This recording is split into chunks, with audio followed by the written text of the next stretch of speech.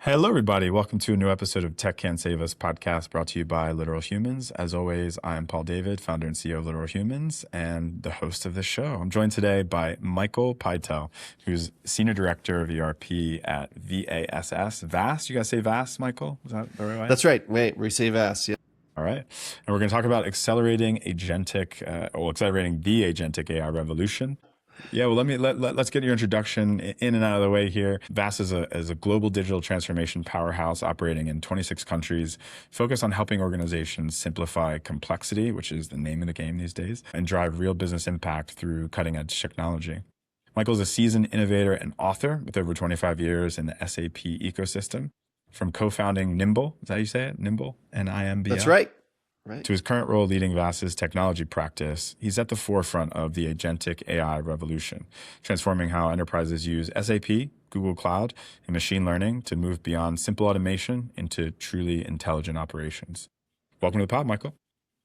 Thank you so much, Paul, for having me. Excited to have a conversation today. This is a topic I'm passionate about, so it's fun to share ideas. Yeah. Honestly, I think I have one of the best jobs in the world. I get to talk to smart folks like yourself about this stuff every week. So yeah, let's dig in. The first question we like to ask is just for you to kind of give our audience, context about the landscape that you're working in. So we'd love for you to help us understand, the digital transformation that a lot of companies are seeking and how VASS is kind of redefining that and give us that perspective about what are companies looking for while delivering solutions in their local markets, and what are they needing? What are they desiring? Yeah, absolutely. So to provide some context, my specific focus area is on medium to large enterprise businesses. So organizations that are consumer packaged goods, manufacturing, healthcare, biotech, high-tech companies, high-tech manufacturers. So companies typically with revenues of 500 million in US dollars and above, they run an ERP system. A lot of my customers do run SAP as an ERP system,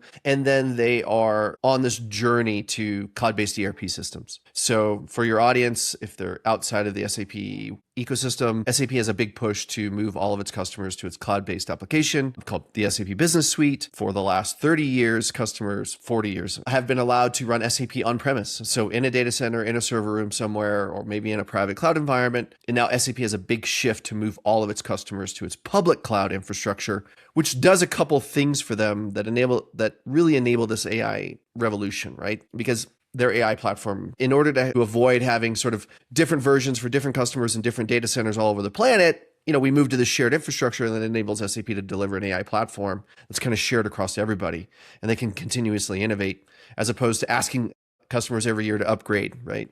And we always had those customers that never upgraded, right? They've been running the same ERP for 20 years and they just operated as is. So yeah, I support customers moving to this cloud-based ERP platform. And to answer your question about what are they looking for? They're looking for expertise and guidance. They're looking for the partner that has that demo environment, has that lab environment, is able to do sort of selective proof of concepts and pilots, that partner that's done this for other customers that are kind of on the tip of the spear, right? There are those CIOs and CEOs that are comfortable being tip of the spear. We love those as technologists because we love to adopt those new technologies. But yes, so in different markets, we support lots of different industries, professional services, manufacturing, like I said, everything from, we have a professional services customer, the former IBM of Costa Rica called GBM, fantastic, cool customer. We have customers in Spain, North America, et cetera, and lots of different industries. So I'm hoping I'm giving you a better picture of who I'm supporting and what we're doing. Yeah, totally. We'd love to talk about the company in general, sort of evolving from being like a traditional consultancy to what's been called a digital champion. Like what's the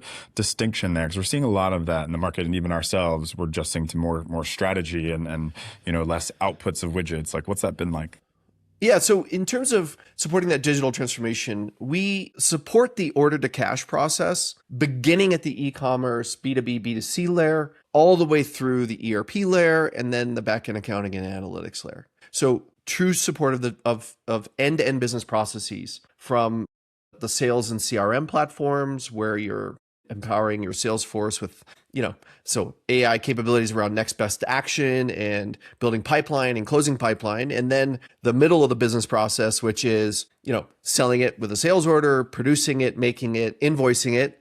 And then at the end of all of this, the analytical reporting processes to support that financial reporting, regardless of the country or entity that you sort of exist as in those countries. So we support that entire process, right? I think there's a lot of ERP consulting companies, but at VASS, we can implement SAP's Commerce Cloud and their Salesforce Commerce Cloud. So digital platforms for commerce for B2C and B2B, that core ERP component, and then the analytical and financial reporting and analytics components. So really supporting businesses end to end. That's great. And to kind of dive more into your actual product, we'd love to like really dig in and give our audience an understanding of, how you're basically transforming ERP systems, from tools into teammates, how you're leveraging AI to do that. Talk to us about some of the key differences between like a traditional ERP system and what you all describe as, intelligent ERP. Yeah, so the intelligent ERP leverages technologies from SAP and in certain cases from Google and Gemini Enterprise to allow you to take on more complex activities. And so let's take, for example, in the accounting world, if you're a manufacturer, you're going to have to do something called a three-way match. You have a goods receipt, an invoice receipt, and you're matching that against a purchase order. Basically, you need to make sure that everything matches and ties so that when you make a payment to a vendor, you receive the goods, you match the goods to what was originally purchased, you've got the right quantity in the right place, they met all your quality specifications. And this typically is taking a human being. And so agentic AI is coming into play now where we can have an AI agent match invoices to purchase orders to goods receipts and make sure that everything aligns. Because unfortunately in the real world, a vendor invoice doesn't always match what they sent you and doesn't always match what you received and put away and inspected and rejected or accepted. There is some intelligence that needs to be applied there, and this can be a tedious process. Another area where we're seeing agentic AI take over in ERP is cash applications. You have a customer, you send them 5 different orders over a period of 6 months, and they just send you a check for $10,000. Do you know where to apply that? Right? There is some human intelligence involved in there, and we can take that intelligence, write it down, give it to an AI agent. Now let an AI agent do that. Now we're sort of moving our tactical team members into more strategic thinking team members, allowing AI agents to take on more work. So that, to us, that's what the intelligent ERP is. The intelligent ERP or intelligent business suite is something where you can have these AI solutions support or augment your staff so that your staff can be more focused on the strategic opportunities as opposed to the tactical day-to-day invoice matching, as an example. No, that's a great example. Obviously, there's loads of talk about agentic AI and AI that moves from being just a tool to kind of acting more of like a trusted teammate. So talk to us about how VASS is building AI agents for areas like procurement and inventory. And also I'd love to understand better this connection between, the sort of SAP Business Data Cloud and the Google BigQuery. How are you helping companies break down silos with these new teammates? Yeah, so my personal philosophy, and this is my personal philosophy with AI agents is that they should act on behalf of a user, not as a user. And the distinction there is, I believe from a security segregation of duties perspective, we want AI agents to act as Michael, not as itself as like some sort of super agent with super access that can do anything. AI agents should act on behalf of the user that they're supporting and adopt that user's authorities so that, over the last decade, 20 years, organizations have put a lot of effort into defining security roles or segregation that have aligned with SODs, segregation of duties. So for example, I can't create a vendor, receive an invoice, pay an invoice, right? No one person could do that because theoretically you could set up your own vendor and pay yourself and then no one would know, right? So AI agents shouldn't be able to do that either. They should be able to act on behalf of users. And we help customers define not only the tasks that an AI agent should be supporting, but the security architecture, the monitoring, the governance of AI, in addition to the implementation of AI, because to operationalize AI agents beyond the conference room pilot is actually pretty tough. There's a lot of thought that needs to go into it. You need to think about all the different exceptions and use cases. And again, I believe if you allow AI agents to act on behalf of a user, you're going to be, it may sound conservative, but you're going to be better off because now you don't have some sort of AI super user that can accidentally do something it shouldn't. And then to answer your question about bridging technologies, SAP has done a good job with Business Data Cloud in creating an open platform that allows something called Delta Data Share. And so in the analytics and reporting world, whether that's for supply chain or finance or accounting or purchasing or human capital management, in the data warehouse world, we were so used to, over the last 20 years, replicating data from one data warehouse to another. And SAP has adopted an open standard called Delta Share that has also been adopted by Microsoft with Azure Data Fabric, with Google BigQuery and Google, also been adopted by Snowflake and Databricks. And so as we look at extending capabilities of AI, so SAP has its own version of AI called Joule, which is very cool and very capable, but it's very SAP centric. And so for the rest of your enterprise, you may want to use Gemini Enterprise because Gemini is lots of different capabilities that support and augment what SAP can do. And when connecting those two ecosystems together, we can use this thing called Delta Data Share between BigQuery and Business Data Cloud so that I'm not replicating data across the universe to different data centers in different countries, but instead it's sort of virtualized and it's shared. And so I can spend less time moving data around and spend more time like analyzing and working with data as opposed to being like the plumbers in the data center kind of moving things around. So I think it's a very cool capability. A lot of customers aren't using it yet. It was just released last year. So I think in the enterprise, we're going to see adoption happen here over this year, next year, because again, not a lot of large enterprises are tip of the spear technology type organizations. Yeah, fair. Would love to talk a little bit about how y'all are thinking about growth strategy. And I know you particularly cover the area of North America. We work with a lot of companies that are looking to either expand from Europe into North America or into Europe from North America. So this is a particularly interesting question for us. What are some of the challenges that you see U.S. companies facing when adopting these new technologies, adopting agentic AI? And how have you been working with them to fix those challenges? Yeah, so you're absolutely right that different parts of the world have different opportunities. And so in North America, for example, in the SAP ecosystem, cloud adoption is rather high. So companies are welcoming of cloud technologies. They understand the value of not running their own data center and not paying resources to go manage power and data in a data center, things like that. And they're okay offloading that. But when we look at Latin America, there's a large majority of SAP customers in Latin America that are still on-premise and still in their own data center, and cloud adoption is relatively low. And I can't speak to Europe, but my European colleagues could provide more insight on that. So within North America, we have organizations. And when I talk about North America, I do include Mexico, US, and Canada. We do include Mexico in this conversation because we are so closely connected within the US and Canada and Mexico together operationally. But these organizations are generally welcoming of cloud technologies. And so for us, as part of our growth strategy, it's arming our resources with the education to support our customers in deploying these new technologies. So labs, prototypes, conference pilots, offering hands-on education to customers for free, showing them how to use these technologies within the VASS environment, because we also run SAP here at VASS. We also use a lot of the applications our customers use, and we have deployed AI agents within our company in order to sort of, drink our own champagne or eat our own dog food, as a lot of Americans say, to show customers this is how we can do this. Now, saying that though, I would like to point out a lot of customers enter the conversation about AI thinking they need an AI agent, and actually what they actually need is just a very simple AI skill. So we had a customer approach us and said, hey, I want an AI agent to write collection emails to customers because their orders are on credit hold and they have too many outstanding invoices. I want you to automatically do that. Believe it or not, I can use low-code AI tools to do that. I don't actually need a full-blown AI agent to do that. And so real agentic AI use cases for me personally, as I've been talking to customers, I haven't had a ton come across my desk, believe it or not, like true agentic where I don't understand where the AI agent needs to figure out its own path to solve a problem. That to me is real agentic AI. When it's a linear path of like always do this and then do this and then do that, I think of that more as like an AI skill, something I can do with a low-code platform. But yeah, these are the types of things we help educate customers on, that you don't need a full agentic AI deployment because this is not a full agentic AI use case. This is actually a very simple low-code use case that I can use from Google or SAP off the shelf and get it done. Digging a little bit more there, thinking about this growing talent gap. I know this is a massive piece, and it's something we were seeing and hearing a lot about. How do initiatives? I know you all have like the VASS Foundation.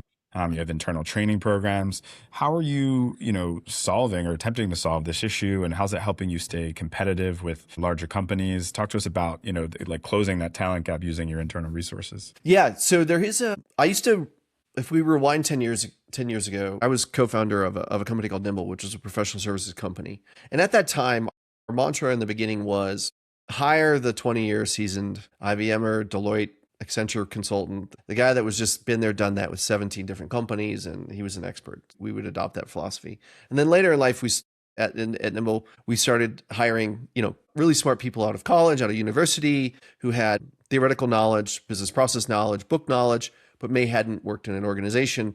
And what we found is a lot of success in blending both those 20-year seasoned veterans and then the 2-year, junior analysts coming out of universities, blending those two people together because you get the wisdom and the experience of the senior consultant and then the young, sort of hungry person that's ready to take on the world and do whatever they can do to learn as much as they can, as fast as they can, and they're eager to get that experience. And so here at VASS, we adopt that philosophy of senior mentors paired with junior resources that are coming in. Super excited, super motivated. Our senior resources have built curriculum, hands-on labs. For example, as a thought leader in the agentic AI space, I write hands-on labs that our internal resources go through in order to come up to speed quickly on the different technologies. And the important differentiator here is that it's a hands-on lab. So it's not theoretical, it's not a PowerPoint, it's not, this is what you can do. It's actually hands-on in an application, building an AI agent in SAP ERP for a specific use case so that people can begin to see it work and see it live. Because then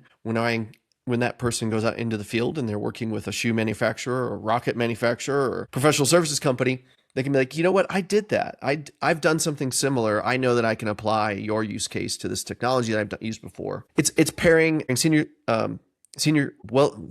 seasoned, experienced consulting resources with sort of that younger, hungry talent coming out of university, specialized in machine learning or analytics or finance or accounting, coupled with hands-on education is what we're using to build that workforce, that team that is excited to go out there and work with our customers. And we're seeing it pay off. Our customers are super excited. They're excited to have a blend of young and experienced partners on a project. And with that also comes, blended rate cards and blended experiences, but overall a very successful delivery at the end of the day. Your journey, you've had a load of experiences that have helped shape your approach to innovation and leadership.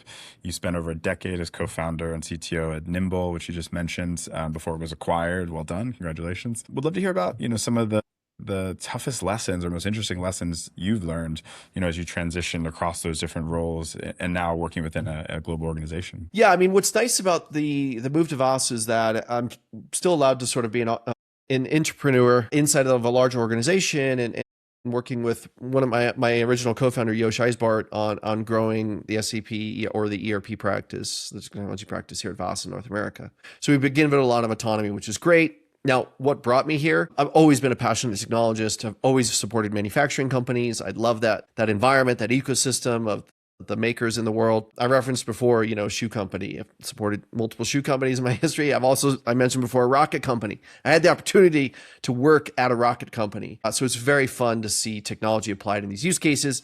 I'm not a rocket engineer, but it was really cool to see the business process and the business of making rockets and how that ties back into SAP and to see that purchase order, right? That sales order and then the bill of material. It was amazing.